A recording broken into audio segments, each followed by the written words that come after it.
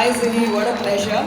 I'm just going to hand over the mic to you and say hello because they've been waiting very impatiently. Good evening, everyone, and a very happy New Year and a 2020 to you. Are you excited? Are you excited about this New Year? I'm happy to be here, and I'll let Randhawa lead the proceedings and follow her orders since she's the one who is going to be calling all the shots here. Coming from the best left-arm seamer the country's ever seen. Let's get this rolling. Please take a seat, Zaheer, after you. All right, guys. Can you have a round of applause? Let's get the energy up in the air. Zaheer, how have you been? How does it feel like to be in an audience which is going to be the next scientists, geniuses? Some of them might just play for the country. Some of them might just replace me. All the bright and sharp minds are here, so I have to be careful about what I'm going to be speaking, isn't it? They will be picking on me. But just taking this opportunity to wish you guys all the luck and success in this coming year. Keep working hard, keep following your dreams, and follow the instinct right throughout your journey of becoming successful in whatever you choose in future. Fantastic. So Zaheer, what has kept you busy post-retirement? What has been of utmost priority? Well, pretty much what I know best, which is cricket. You know, I like to stick to cricket in some way or the other. You know, be connected with the game. Even though I've moved on with the game, you know, it has been a fantastic journey, which I look upon with very. Every time I look back and every time I'm going and watching matches, you know, it's always about remembering, you know, how it has been and what kind of contribution I've made towards the success of the team. So is it true that you wanted to be an engineer yourself? Is that a fact? Well, yes, and like I said, you know, I kind of I was very passionate about becoming an engineer until my true passion took over and you know just followed my dream. I think it all started in '96 when I was watching the World Cup. And World Cup was happened to be in our country that time. The World Cup was happening in India, the '96 World Cup, if you all remember. And I was studying at that stage. I was in my 12th grade. Focusing on my studies was very difficult to focus on studies because I was supporting India and watching all the games and that was kind of triggered that emotion of wanting to be a cricketer. Like I was always passionate about the game, but was never really keen in terms of following my true passion. You know, so I was like any other, all of you guys, like, you know, I was thinking that that engineer or doctor is what I should focus on. I chose engineering, but you know, coming from a place like Sri Rampur, the options are limited. And back in '96, you can imagine how things were. Like, you know, how you guys can relate to that. You know, you think that, you know, playing and representing your country was like a distant dream, and it can never come true. So might as well just, you know, focus on engineering and you know, make your living through that. But I think destiny had different plans. I came to Mumbai in '96 and decided to take up professional cricket around that time and decided to move away from engineering at that stage. But life had different things in store for me, and I'm happy and proud of the fact that I could make it to the Indian team and followed my dream through just perseverance and belief. Well, you've done it, and how, right? So why bowling?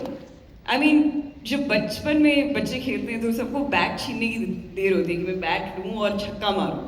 But you turned out to be the best left-arm seamer the country's ever seen. How come bowling struck you?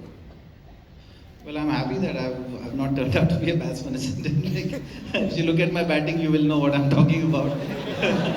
so, so yeah, I think bowling had come naturally for me. I don't have any explanation to that because they say that bowlers are not made; they're just natural.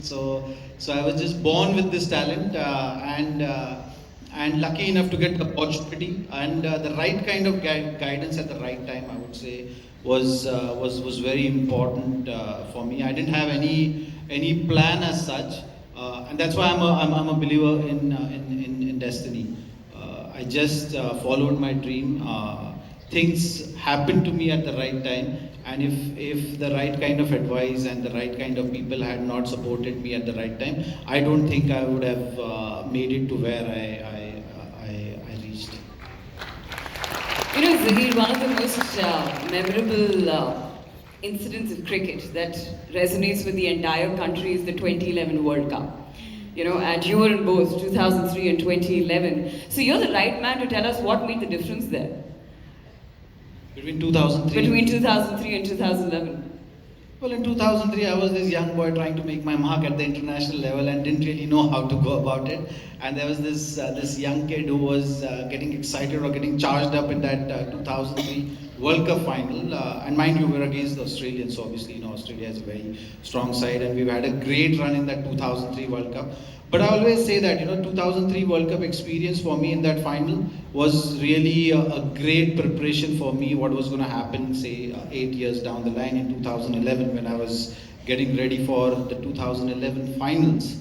The experience, which was actually a failure, and I think that's something which everyone faces.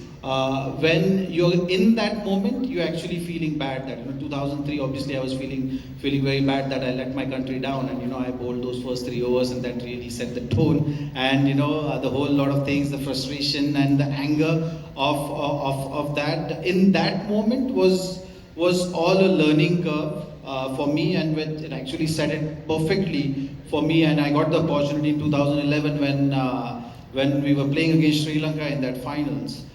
I bowled 3 maidens, so so I think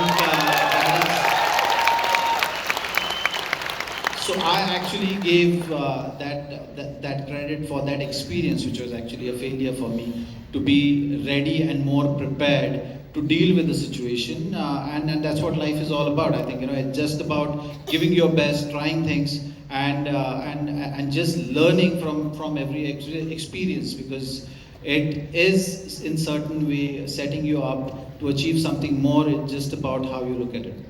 I know, and Zaheer, I'm really glad you brought this point up because I was going to come to it. Because in our lives, there's going to be a moment which really hits you. Like, for example, most tensioners, because I've been in that situation, KT lag jaye to aisa lagta hai duniya khatam ho gayi. Right?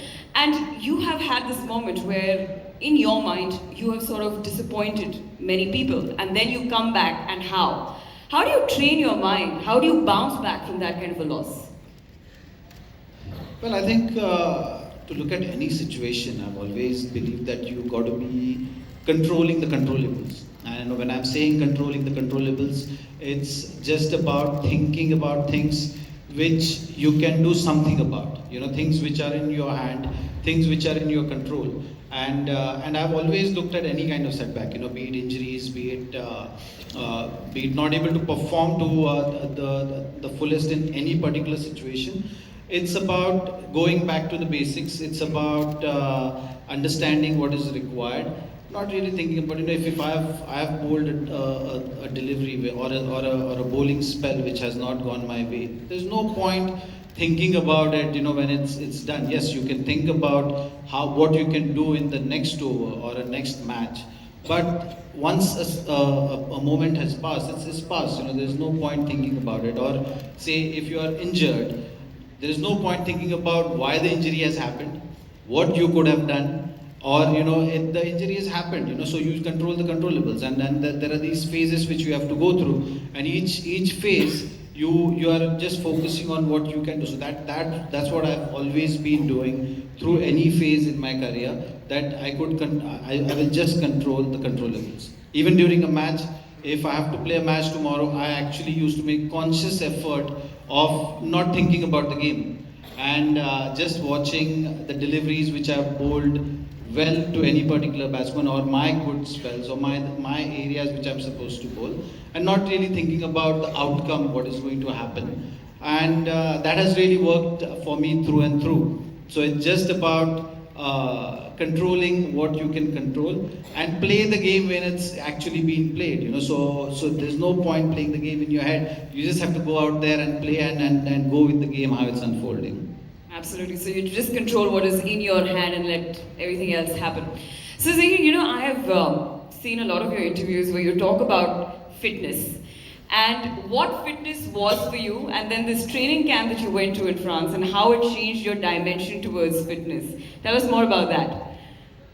Well, fitness is something which is very important for a sports person, and not only for a sports person, for everyone. And back in 2013, when I went the incident which you're talking about, that I went to France and I decided to take up that training course, was just about adding that extra bit at that stage in my career, because I felt that fitness was actually pulling me back and was not able to give me the platform which I need to be performing at the highest level. So that was the thought process.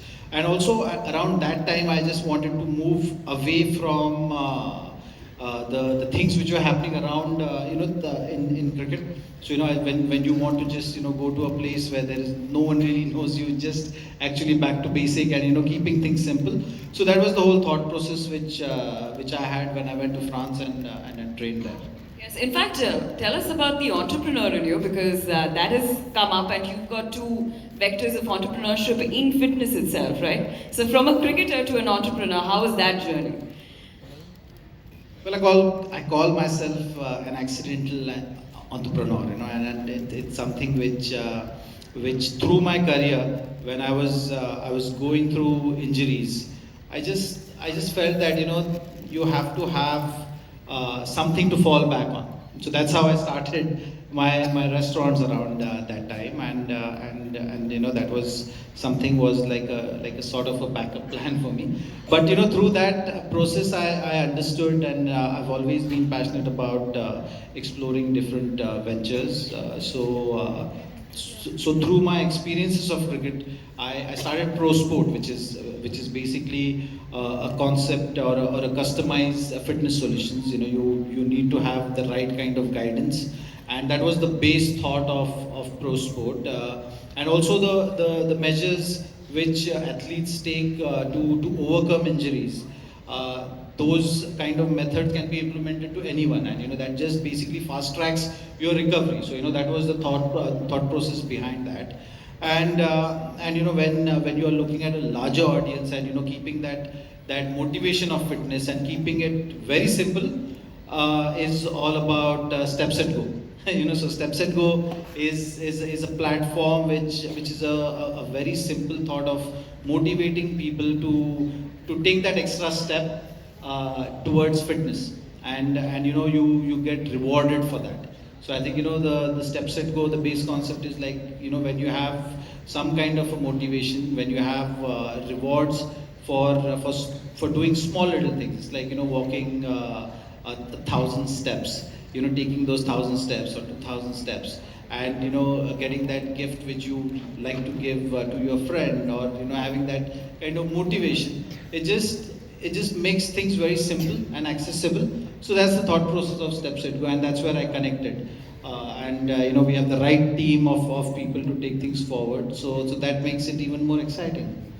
Lovely. So Zaheer, while you were transforming from a cricketer to an entrepreneur, what are the kind of skill sets that you had as a cricketer helped you become an entrepreneur?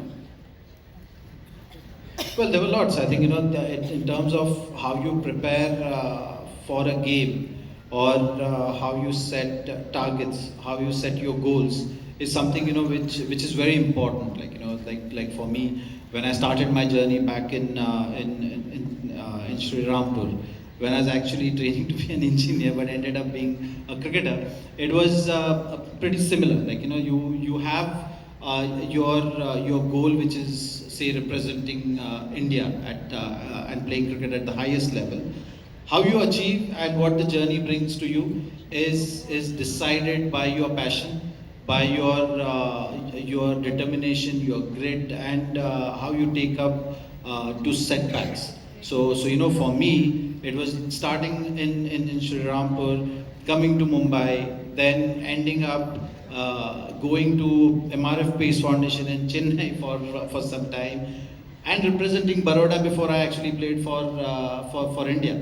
So it's something which the journey which I'm very proud of, and the journey which I was not really really afraid of change.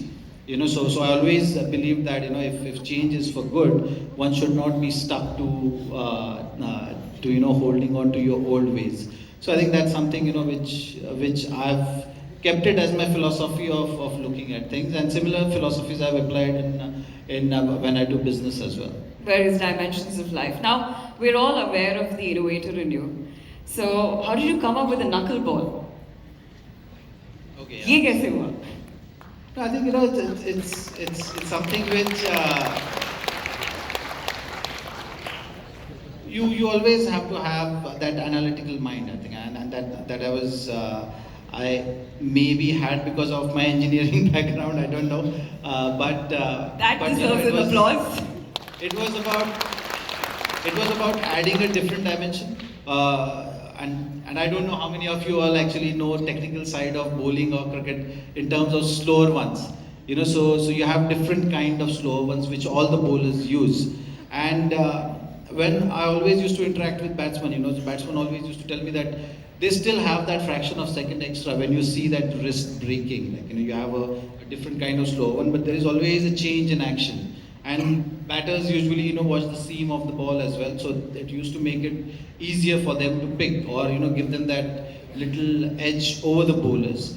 So I always wanted to do something which will not really give them any kind of hint of what's coming, and then that's the real deception. So I wanted to have that deception in pace, and to achieve that, I'd seen one bowler, Langefeld from South Africa, try something on those lines. So that basically gave me that, okay, I can try something on that line. And that's how the journey started. And it actually took me 1.5, 2 years to master that. And and even though I had mastered it before the World Cup 2011, I took my time to use it in World Cup, because World Cup is such a big tournament where you needed to add that surprise element, and I actually held it back to use it in the World Cup, which gave me great reward in the World Cup in terms of taking the wickets. So that was the thought process, and it was not an easy journey to understand that, because I had to keep on trying different things in the nets to figure out exactly what's going to be the best kind of deception, where the seam of the ball doesn't really change. So yeah, it all worked for me in 2011. Well, now that you mentioned it, and because you mentioned about this interesting interactions that most bowlers have with batsmen who are on the pitch, right? Sometimes it gets very entertaining to watch. Most of the cricket highlight reels are filled with it.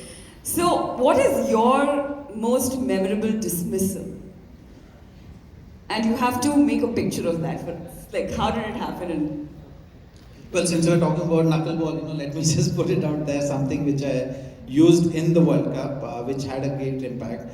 So we're playing knockout match against Australia, the quarterfinals of the World Cup. Obviously, it was a big game, and Hussey's wicket was actually the match was very evenly poised. Australia was batting first, and they were in a decent position, and Ricky Ponting was batting at the other end. Michael Hussey at that stage, to get his wicket was very important, and I got him out with a knuckleball, which just dipped in a little bit, and it was the first delivery he was playing, and he had no clue. So yeah, I think I'll go with that. Graham Smith, I'm not getting into because you all know about it. yes, so give us more gossip like that. Give us more dressing room gossip. I've told all of them to not record anything. So give us more I interest. think let them ask the question and then I'll respond to that. Yes, That will let's be do more that. fun. Let's rotate a mic, and you guys are free to ask questions. I'm going to be a little restricted, so let's rotate the mic. Is anybody wanting? I see a hand up out there. Yes, couple of hands there. Is there a mic coming to you?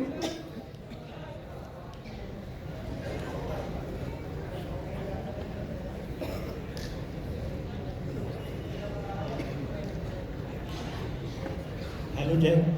I am a huge fan of, and I have a question.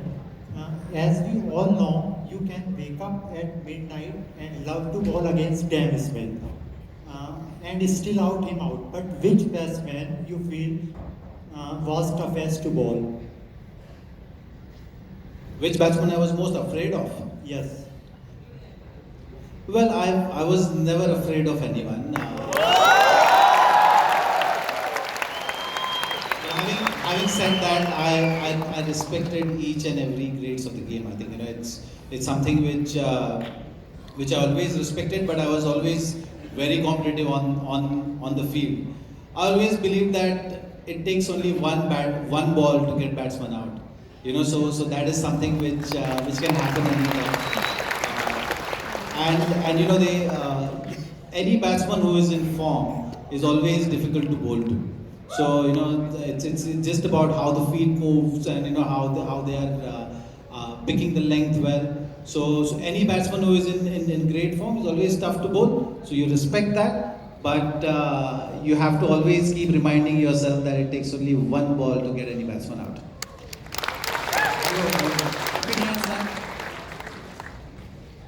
Yes, please go ahead. मुझे आपके साथ selfie लेनी बस I think we can do that in a bit. Let's just rotate the mic, and I'll remember this that you have to take a selfie because you've been bold enough to ask for it. Go for it. Hello, sir.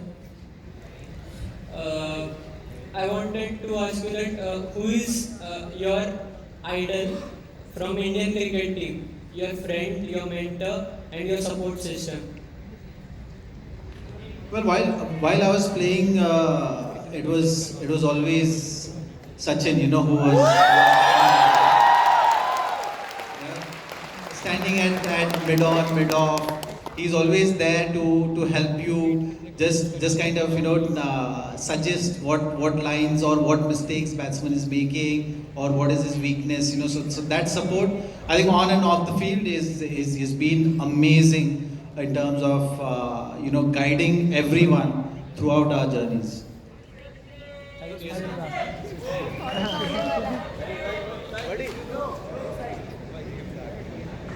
Hello, sir.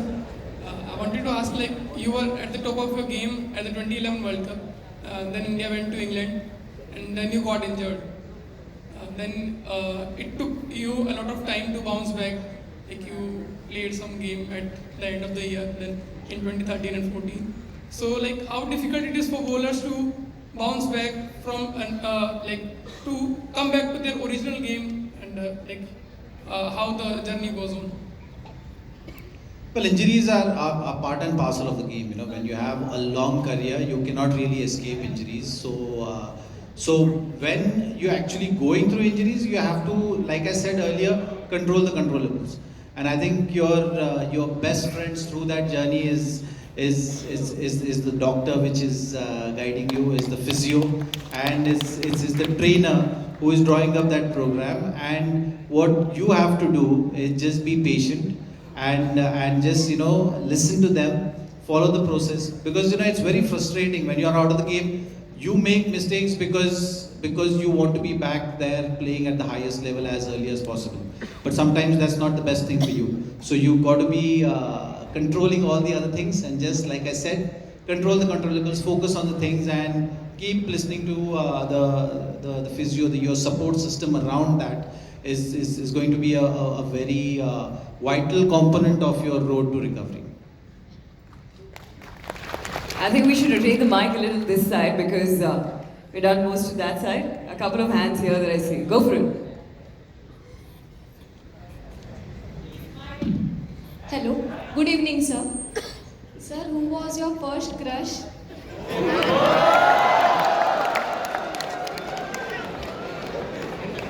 First crush, actually I don't even remember first crush.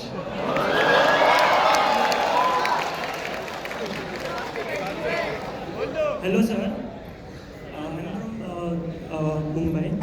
मैं आपको एक सवाल पूछना चाहता हूँ, लेकिन मराठी में। सबको पता है की आपको मराठी आता है। तो पूछो मराठी में पूछो. मी तुम्हाला विचारतोय, तुम्ही आझाद मैदानावर आणि प्रॅक्टिस केली आहे बऱ्याच ठिकाणी.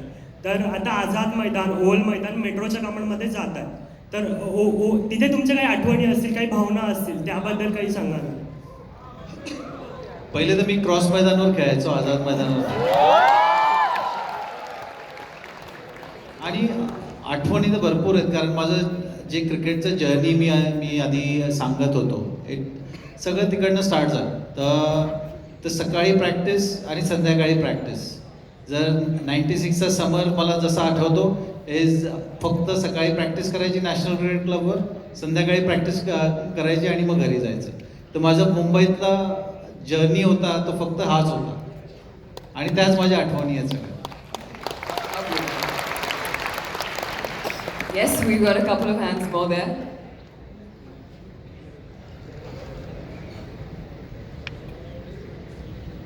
Has the mic reached anyone?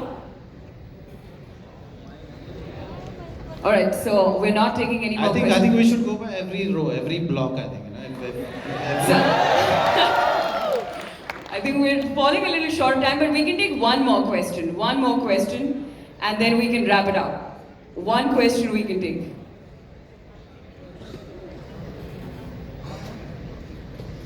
Hello, good evening, sir. Who is your best left-arm bowler in current generation, current time? Well, current time it has to be Mitchell Stark. He's someone who's like a complete bowler. He can get the ball back into the right-hander with the new ball. He bowls good reverse swing also. He's got the pace, and we all have seen what bowling performances he had come up for Australia in World Cup. So if you're talking about left-arm bowlers, then I think Mitchell Stark is right up there at the moment. And what about Mohammad Amir in Pakistan? All right. Okay. Do you want to take that? He's got a long way to go.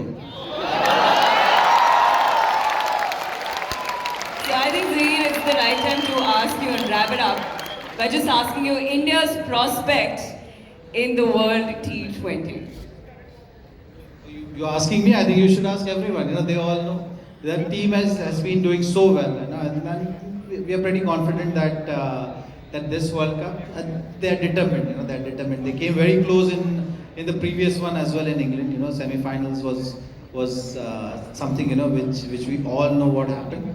But in Australia, they will take that next step. Perfect. And your last piece of advice to all the youngsters who are in awe of you right now. Your last piece of advice to them. Well, it's as simple as that. For me, from my journey, I will talk. I started from Sri Rampur, ended up representing the country and leading the attack. So I think the simple advice from my side will be follow your instincts, follow your dreams, and you have to leave the shore to see new horizons. So keep that lookout and enjoy your journey. Thank you so much, Zaheer. Thanks a lot. It's been an absolute pleasure and honor to do this with you. Thanks a lot. I hope Thank you you had so a great much. time. Thank you. Thanks a lot. Let's give the man a huge round of applause, ladies and gentlemen. Zach's in the house. And thank you so